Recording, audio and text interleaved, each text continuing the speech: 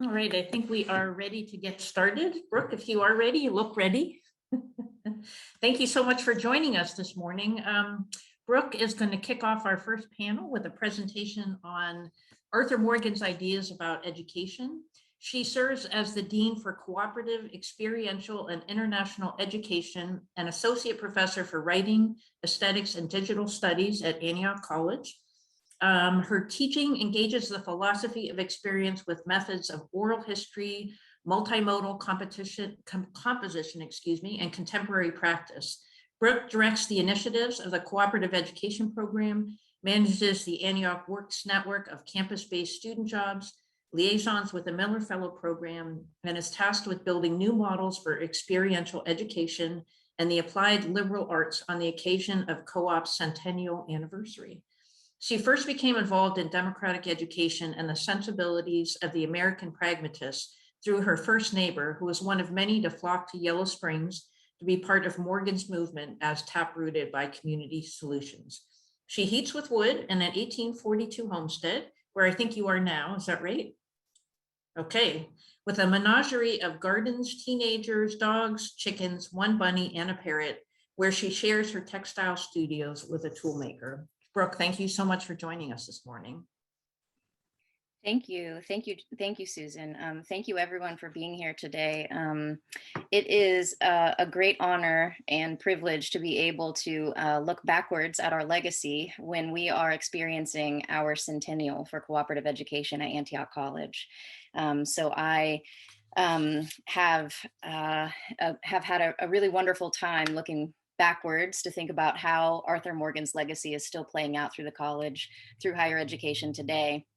And while I am not a specialist or a particular scholar of Arthur Morgan, I've become really interested in how his ideas are can be seen within a larger framework of sort of pragmatism, and how he was part of, this movement towards progressivist democratic education, and how this has become Antioch, and the ways in which our students today through their co-ops actually engage further in contemporary versions of this. So I've been really excited to see the questions in the chat, which I think we can engage. So 100 years of co-op, cooperative education is still the thing, in my opinion, that makes Antioch College distinctly different from our sister institutions that are also small liberal arts colleges.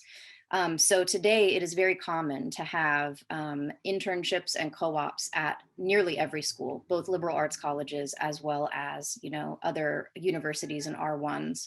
And the reality is that most of those internships and co-ops play out over summer, right, over the summer break. And students will take one or maybe two internships throughout the course of their study. And the way in which Arthur Morgan's particular genius instituted co-op at Antioch College, and the ways in which that has been maintained through the years into our current practice and programs is really distinctly different. So co-op at Antioch has been, for many of you who went through co-op as alums or who have friends who have been through the program, co-op is still completely and totally threaded through a student's education. And there are some important ways in which I think this animates Morgan's ideas from the ground. And so I wanted to, as I said, I'm not really an expert in Arthur Morgan, but so I had to go to Scott and I got a few books, and I've been doing a little bit of reading.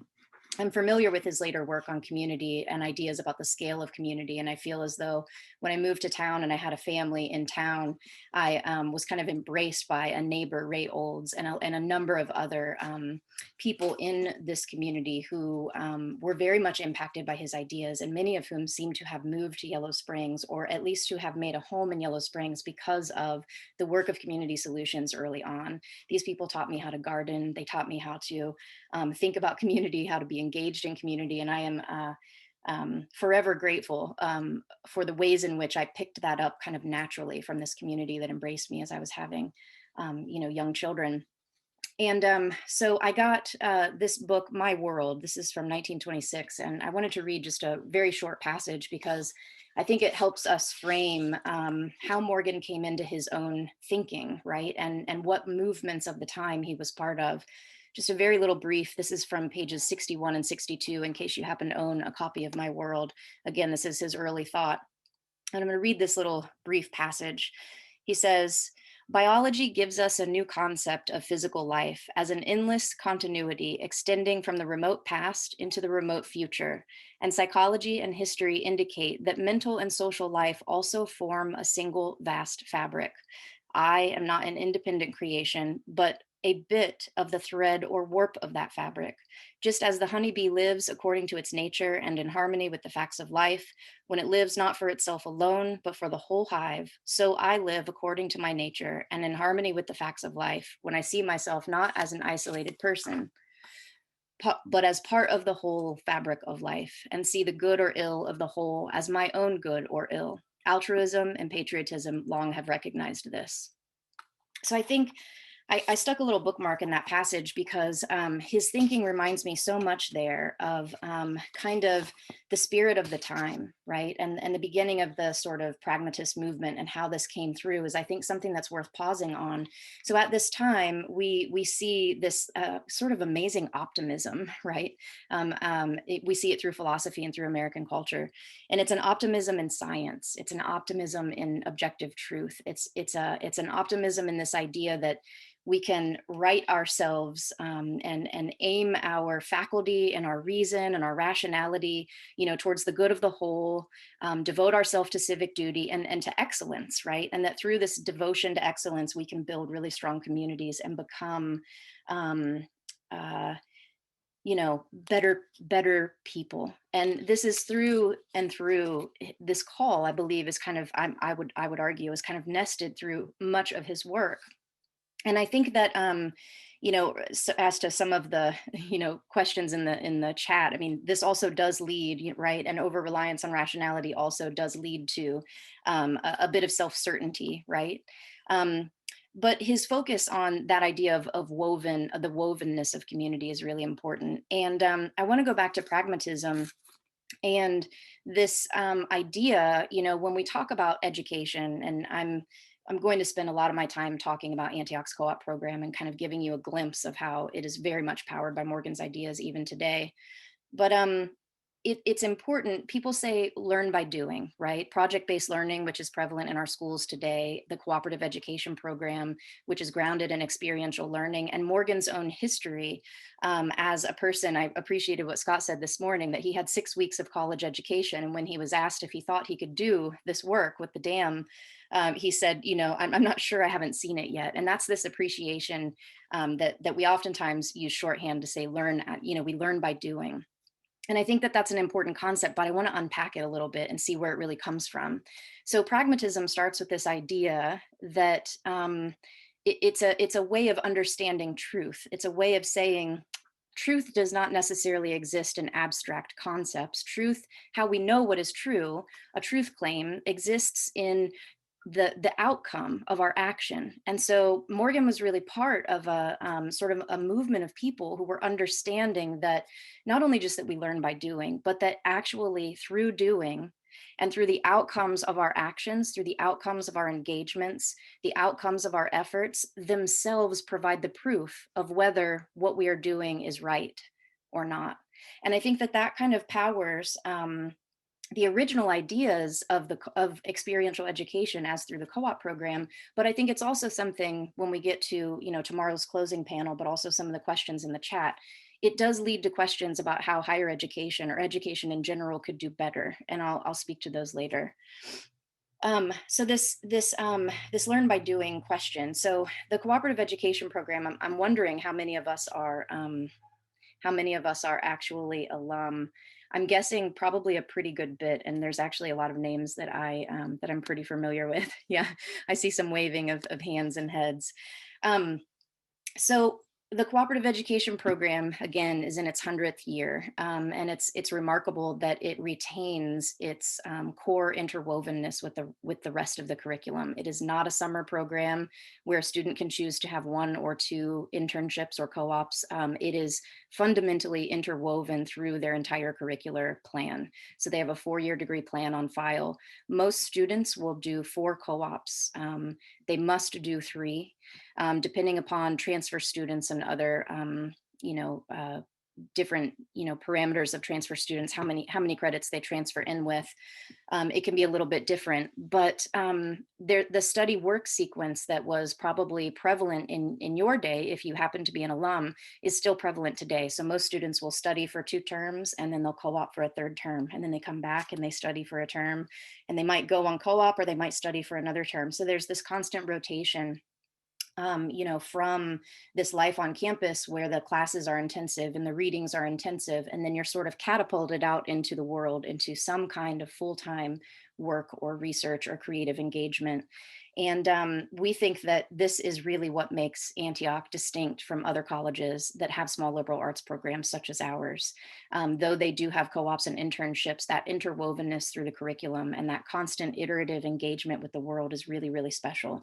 We also have retained narrative evaluations, and I believe that that's one of the ways in which we actually demonstrate that a student's outcome, that a student's engagement and the outcomes that they bring about through that engagement are one of the ways in which we can see the evidence of their work. We can see the evidence of their experiential learning and their activities. It comes through their actual work and their documentation of that work. So one of the things that co-op does differently today than I think we did in times past is that a student is enrolled in a class while they're out on co-op. And we know, because we've heard through our students, that sometimes alumni say, what? You're not supposed to be in a class when you're on co-op. You're out in the world, you reflect, you do co-op swap when you come back, and then you write your co-op paper. We actually think there's a lot of benefit in having students reflect on their experience while they are in the context of co-op. And so I wanted to spend a few minutes, I'm going to share my screen, and I wanted to share a few minutes of a website that we have had running for some time. Myself and my co-op colleagues founded this, oh gosh, it might be 5 years ago at this point. And I think that some of my colleagues might be here. I believe I saw Beth Bridgman's name earlier. Beth is a phenomenal power. She's a small gear that makes everything move in the cooperative education program. I'm sure many of you know her in the community as well. So we started this website about years ago, and this site, you can find it at co-op, co-op.antiochcollege.edu if you're not familiar with it. It is a site that is written almost entirely by Antioch College students while they are out in the field, as we call it. So these are students who are engaged full-time with a local with a nonprofit somewhere in the world. They are in a full-time work environment. They've joined a research team. They're in the office of a nonprofit. They are in they're in court serving as a paralegal with an attorney. So these are students who are, while they are in the thick of it, they are reflecting and writing about their experience. And we ask them, we have a prompt in co-op that we ask them to write to. We say, can you first please describe the organization, the mission and vision of the organization or company that you are with, right? Put that crystallize what their mission is in words. Can you describe what special project you might be helping to lead while you are on co-op? And thirdly, what are you doing? How is it going? What kind of change are you making? What are you learning about the world that you didn't know before? And so all of these co-op stories, this is a publicly accessible website.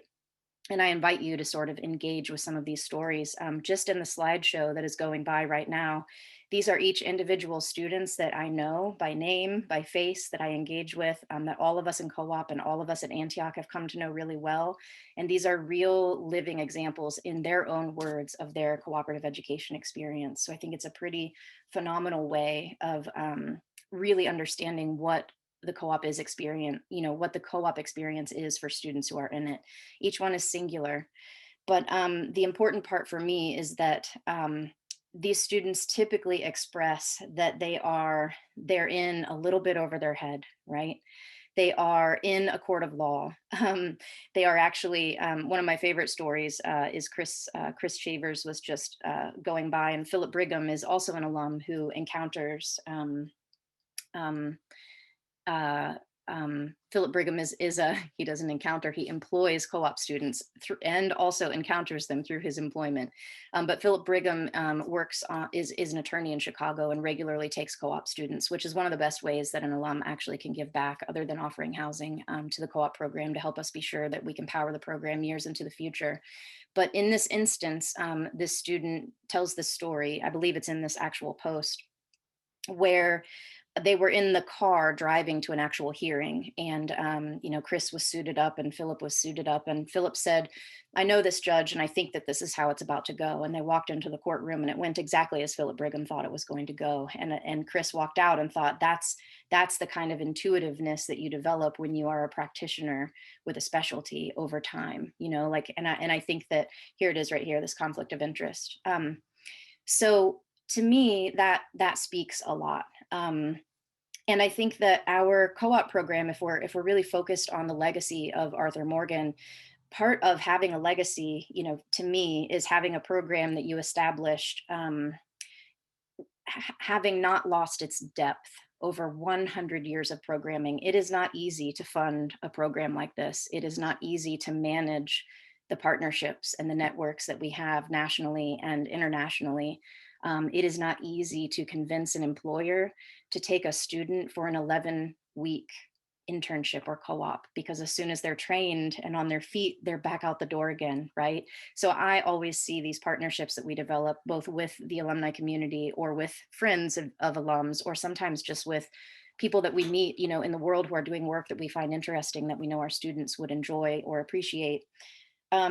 It's a labor of love in many ways. And so the fact that the co-op program has existed for 100 years in a way that hasn't been maybe hollowed out, right? It hasn't become a summer internship program that's optional for students. And I would say that could be a very real danger for any such program, but it hasn't. Antioch has never stepped back from its commitment to co-op in the original vision. And I know that vision has changed through the decades, but the core of it is still there, that this is a fundamental part of how students learn at Antioch. And that goes back to that sort of pragmatist movement, that sensibility that it's not only just that we learn by doing, it's that doing is how we understand. It is how we know what we know, and it alone, the outcomes of our actions are where the validity of our work actually stands. And so these are all things that are really quite interesting to me and to my colleagues who think deeply about experiential learning and what our students are actually gaining from these experiences. It isn't always immediately self-evident, right? So we in co-op, we tend to have long relationships with students for quite some time. And they'll come back 3 or 5 years after graduation and tell us how much their co-ops, either one individual co-op or just the fact of having been thrown into work at an age where they might have at the time been overwhelmed or not really understood. Maybe they wouldn't be able to articulate all of the things that they were learning at the time, but then later in 5 years, being able to reflect back and to have sort of a comparative analysis of themselves compared to peers about their same age who haven't had that level of work experience or that level of engagement in the real world, sort of like testing their ideas. And that's what we say here on the header on this site is Antioch College students spend up to a third of their undergraduate experience in the real world, testing concepts and applying theory from the classroom while reflecting on what it means to lead an impactful life. Again, I would invite you to look through this website. We have features of students, features of our new president, features of faculty members who are doing great work in the world. And we also have, over time, articulated 13 different categories of work.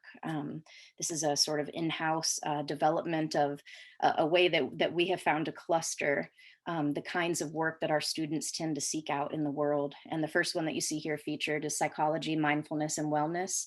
These would be people who, everything from Zen Buddhist retreats to adult education environments, to day programs,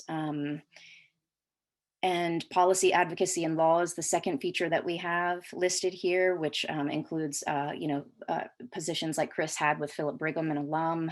Also, here's Kinsey Zelaya, who just recently graduated at the Central American Resources Center in Houston, Texas. So think tanks, people who are doing advocacy work, a lot of global studies, a lot of border studies, arts and performance. We have such strong networks in the arts in New York and in Boston through the good engagement of alums who have really worked to make their networks, available and open to students who really aspire to become part of these professional networks and communities of practice. We have biomed, public health, and health advocacy. Our science students, while they also can apply to REUs that happen in the summers as they do at other schools, our students oftentimes catapult right over that step and they find themselves placed on an actual research team in a laboratory environment with junior researchers and senior researchers, figuring out how they can contribute to the work. And in fact, we have had students publish research on public health and the role of sugary foods, for instance, in cardiovascular health in certain demographics, after working with a cardiovascular surgeon, on a public health project. So that's the kind of things that we see regularly coming out of students' co-op experiences. Another category of work that our students regularly engage in is what we call food systems, sustainable agriculture, and culinary arts. So these are people who are working on farms, working on food access, foodways, mitigating food deserts, everything from, just a really phenomenal work that our students are interested in reskilling and local communities. And I think you can really see in each of these categories, you can really see that legacy of Arthur Morgan and some of his core ideas about scale and building strong communities. I think you can really see that in these clusters of work. We have students go into archives and libraries regularly. We've had students at the National Holocaust Museum, the Boston Museum of Fine Arts. Oftentimes, these are connections that alumni bring us. I'm going to go ahead and stop sharing my screen, but I will just for fun, I will paste this link just to be sure that you all have it here. I wanted to say that as I was reading some of Morgan's works, I was, next to your bedstand, you oftentimes put a book, and I was just became kind of enthused by the mini archive, the tiny archive that you find in the old call cards in the back of the book. And, I've really been thinking a lot about legacy, like what does it mean to have a legacy, and what does it mean to see the legacy of your ideas actually play out? And I started to read this card. The first entry is November 12th, 1957. Now, I imagine that there might have been a card even prior to this one, but November 12th, 1957, this card right here that is pasted onto the book goes all the way from 57, 64, 75, 79. And then there's another little card that is in a pocket on the back, very back book. This is a testament to the Olive Kettering Library, and I believe we're known for our interesting material holdings. But I just find these things endlessly interesting. So I started reading through the names, and at this point, these are 1969, 1970, 1997. We jumped to 93. And as it happens, I'm a little bit familiar with some of these names, and I think, wow, Jay Malarkey, I know Jim, he was my professor. I know these names. This is incredible. And one of the names that I actually know pretty well is Jonathan Platt. And I do hate to mention someone who's not here, but there it is, 1993, Jonathan Platt. Jonathan was an alum around the same time as me. We have multiple family connections. But right now, Jonathan Platt is actually an employer of Antioch students through the Yellow Springs Community Foundation Miller program. And as I was holding this card in my hand and seeing these names, many local community members, and seeing Jonathan Platt's signature of having checked this book out, I thought, isn't that interesting? To me, that feels like the definition of a legacy. because Jonathan Platt currently runs an organization called Story Chain, which is working to create radio stories, audio artifacts, everything from story hour to, like an actual children's book story hour to full-length interviews with people from the outside and from the inside. So working inside prisons and working to give people a voice and to have conversations in ways that physically aren't possible, but that are possible through recorded media and storytelling. And I just think that that's really special because Jonathan is currently employing Antioch College students. And not only that, but he is a co-op partner within a larger network supported by the Yellow Springs Community Foundation through the Rick and Nolan Miller Fund, which is the Miller Fellow program that you all, many of you are actually employers, including Community Solutions with. So if I had to talk about the long arc of engagement, the long arc of a legacy of being embedded in entanglements in a small community that still works to achieve the same questions of scale and authenticity that Morgan kind of laid out, and that we are 100 years into a co-op program that essentially still sticks to the same principles that he asserted for experiential learning, and that it hasn't been hollowed out through hard times and various administrations. To me, that is kind of the definition of a legacy. So where we go from now is we have a panel of people who can really speak to various iterations of experiential education, both from within the college and people who work with organizations such as the Morgan School, which also has hosted Antioch co-op students, which I'm sure you know. And so what we're going to do, Louise Smith will be sort of facilitating the panel, but we are going to, I'll do a very brief introduction of each person who is a speaker on the panel. And I will let each person introduce themselves more fully because that kind of orients their work and experience with the organization that they're here to kind of talk about, and the ways in which it evidences, further evidences Morgan's legacy. So Louise Smith is chair of the panel, and probably most of you know Louise Smith. Louise is currently, she has been stolen back into Antioch momentarily as an interim Dean of Students. Thank you, Louise, for your continued service, but she might more appropriately be known as a Professor Emeritus of Performance who has had such a long durée with Antioch College that it would be hard to name all of her positions here and various other roles in the community, but she has served really in a fundamental way to rebuild Antioch in the same spirit upon its reopening by serving as Dean of Students and being, a person who reinstituted community meeting and some of the other things that are the ways in which Antioch practices some of these ideals. The second person I'd like to introduce is Kasamir Kowalski. Cazimir is here. They are a student at Antioch College who has very articulate ways of speaking about the co-ops they've experienced. And I think that Cazimir will be the first speaker and we'll just kind of talk through their 4 co-ops. And I know this because they recently participated in a co-op swap and I myself was kind of blown away to hear, that sheer articulation. We also have Kevin McGruder, who is professor of history, who recently served as VPAA, who is going to talk about, the implementation of Morgan's vision in today's, campus and culture and curriculum, as well as Louise will speak to the co-op piece and she'll kind of wrap it all up at the end. Rose Hardesty is here, an Antioch graduate who currently is full-time with Community Solutions. It's so wonderful to see Rose here because I believe, Rose, you actually had a co-op with Community Solutions and that was how it all, or a Miller Fellow position with Community Solutions, and you're still here. Another evidence of the long threads of community and how they just interweave and become part of the patterning of our town. Joyce Johnson is here, who can talk about a long engagement with the Arthur Morgan School and how that institution really is powered by Morgan's thinking. And then again, we'll wrap back up with Louise Smith. So without further ado, Cazimir, if you would be the first speaker, kind of introduce yourself and maybe just run through your 4 co-ops. I've sort of set the scene for what co-op is today, and I think people would love to hear about it from you. Thank you for the introduction, and thank you, Brooke, for the lovely talk. I'm Kasamir Kowalski. I'm a 4th year student at Antioch College. I say 4th year, it's my 3rd year. I'm a transfer student.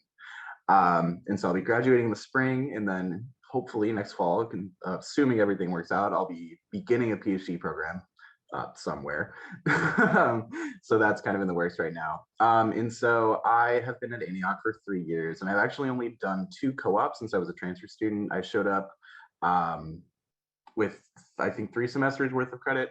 And so my first year, my first co-op, I worked at the Dayton Water Department Regulatory Lab in Dayton, Ohio. I actually worked with not an Antioch alum, but with the partner of an Antioch alum. So I did a co-op that Maya Canistu did, if y'all know her. And so I worked at the Dayton Water Department Regulatory Lab. It's basically like a lab assistant or a lab intern. And so when I showed up at Antioch, I knew that I wanted to go into the sciences. I knew that I wanted to study ecology, and I knew that to do that, I needed to get some form of lab experience. And it was my first year at Antioch, and I really wasn't exactly sure where I was or what was really going on. I'm from Minnesota, and I'd never lived outside of the state of Minnesota until I got to Ohio. And so my winter term, I found this co-op. I ended up working there, which was actually really helpful and really formative for a couple of reasons. The first was that I got the laboratory experience that I needed. Without that co-op, I probably wouldn't have had any laboratory experience at this point in my career, which is pretty important if you want to be a scientist, believe it or not, even in the colleges, you know. And the second thing is that I got work experience in a workplace that was more geared towards what my future career would look like. Before I came to Antioch, I was a mason. I did concrete. I did environmental activism. I'd done a few things, but I'd never worked in that sort of professional laboratory environment. And part of the thing that I think Brooke touched on it, I can't remember, that co-op can do for a student is that you learn how to operate in a professional environment. And those who know me know that I can be perhaps a little uncouth. Is a nice word for it. I can be a little grating. And so learning how to operate in a professional environment was an important skill for me to learn, I'll admit it. And that was something that really the first co-op did for me there as well. And the final thing is I met some really inspiring people. I met some older queer scientists, which was really helpful for me, and seeing that sort of role model in my first co-op experience was very helpful. And then finally, to put it bluntly, I got paid, and that was really important for me as a student. And I'll touch more on that with my next co-op. But the material support or the material benefit that I got from that co-op was also very important for me. And then my second co-op was definitely the most impactful and the most influential. And so this past summer, I spent 11 weeks at the University of Notre Dame Environmental Research Center on the border of Wisconsin and Michigan, up near Minocqua, if anybody's ever been up there. And so this is kind of what Brooke was talking about in terms of an REU, except it's run and funded entirely by the University of Notre Dame. And so this experience was absolutely essential in my development as an ecologist, as well as in terms of getting me into graduate school and that sort of thing. And functionally what it was is I went to their research center, I got paid, I got housing, and I got to do research. And so that summer I worked with Dr. Nathan Swenson. He's a relatively notable functional trait ecologist at the University of Notre Dame. And I got to work with him to develop my own research program and research project. I got to plan it, I got to execute it. So I did a bunch of field work and collected a bunch of data. And then from there, I also got to work and statistically analyze this data and write it up in the form of a paper, as well as give a presentation on it. And so these are the sorts of skills that are essential for a scientist. And these are the sorts of things that at a small liberal arts college, you don't always get. And that's the one thing that can be limiting in some ways about Antioch College, is that the opportunities for engaging in undergraduate research are pretty limited. And thus I need to seek opportunities elsewhere. And that's the beautiful thing about Antioch, is that I can do that through co-op. If I went to some other tiny liberal arts college, I might not have been able to even get the opportunities that I did. And so the experience itself was really important in terms of career development, but I also learned a lot of those other soft skills that Brooke is talking about, where I learned how to network, I learned how to talk to people. I learned how to form relationships with people who I don't exactly relate to all that well. That was the one thing about this research program, is that it's a lot of students from Notre Dame and Rutgers and Duke and schools like that. And I don't go to schools like that. I go to Antioch College. And at least for me, it was a bit of a culture shock, the way people there operate and the way people there view their education and that sort of thing. And so that was really interesting and important for me, as well as kind of dipping my toes into what my future professional environment is going to look like in terms of the students that are going to be around me. And so that was my second co-op. I ended up with a relationship with a professor at the University of Notre Dame. I ended up with a final product in terms of a research paper and a data set that I'm continuing to utilize for my senior thesis. And it was definitely, the other thing that I was going to mention about that is that it was functionally an REU. In that sense, I got paid $5,000 for 11 weeks of work, but I also got housing and stuff like that. And for a student who is quite literally a step away from homelessness, that was absolutely essential for me, because if I didn't have that money and if I didn't have that housing, I would not have had a place to live, and I probably wouldn't have been able to pay my car insurance and that sort of thing. And so talking about Arthur Morgan and talking about the world that Arthur Morgan lived in, things are fundamentally different in terms of how colleges operate. Arthur Morgan's students were rich kids who went to college, because that's who went to college in 1925 or whatever. Whereas I have literally no money, and even 50 years ago, I probably wouldn't have been in college. I probably would have gone directly into the workforce. And as a consequence of that, Arthur Morgan's concept of education is kind of hinged upon the fact that students can go and work and maybe not always get paid and that sort of thing. Whereas if I cannot get paid or some form of material benefit, I am unable to do a work opportunity. And so listening to both Scott and Brooke's talks this morning, that seems to be kind of the biggest thing that I've been thinking about listening to these things, is that the world is fundamentally different in the way that it operates economically. And the people who go to college are fundamentally different people than who went to college 100 years ago. And I think that's something that I didn't exactly reflect upon until now. I think it's very interesting to think about. Yeah, Brooke, is there anything else you wanted me to touch on? That's great, Cazimir. Thank you. I bet there will be questions.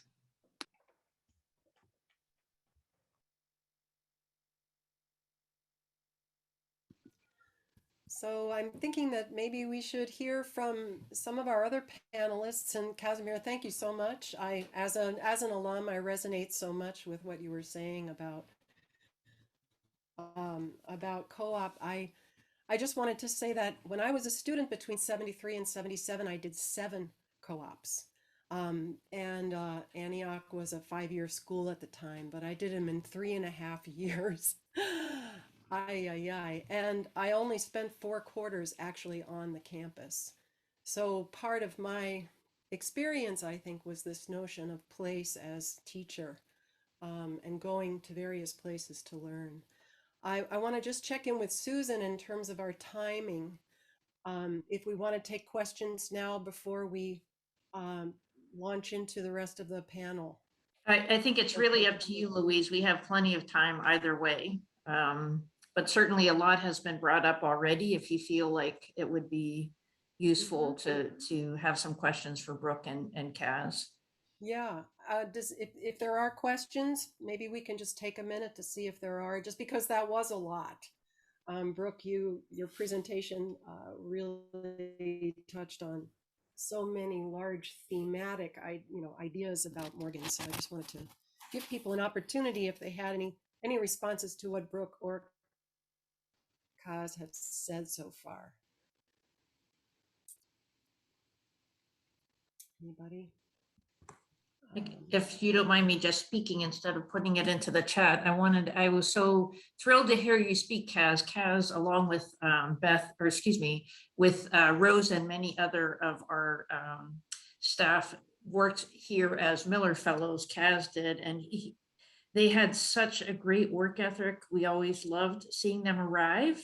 And then the other thing, which you can really see in their presentation, is how insightful and reflective Antioch students are. I find, not that I would ever think of myself as a fuddy-duddy, but I'm always interested in how many new ideas and kind of a focus on the future that Antioch students bring. So I think it's a real credit to the admissions department at Antioch, and then again also to the co-op department, because they come, the Antioch students come ready to work, but also ready to comment on any and everything.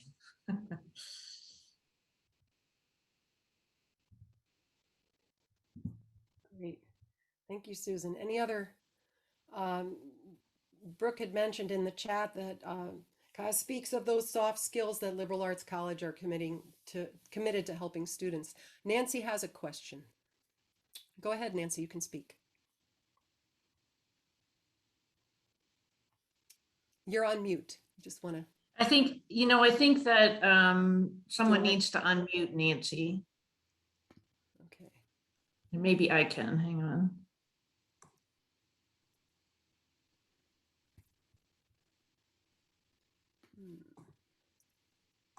Ask to unmute.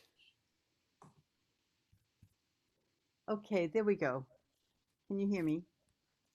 Okay. Yes. Okay, I just want to say that it's really a pleasure to hear about Arthur Morgan's work on education and the impact that he has had, because it seems to me that so much of education today, especially college and university education, has become big business, and it's really not connected with the community. And if anything, more than ever, we need to get out of this kind of big box store mentality, this big corporate mentality, and be thinking about education for the community. And it seems to me that that's what students are really getting at Antioch still. They're getting that sense that the community is the core of social life, and that the orientation is for education to be serving that community. So congratulations to all the students and graduates of Antioch. Great. Thank you for your comments, Nancy. Anyone else?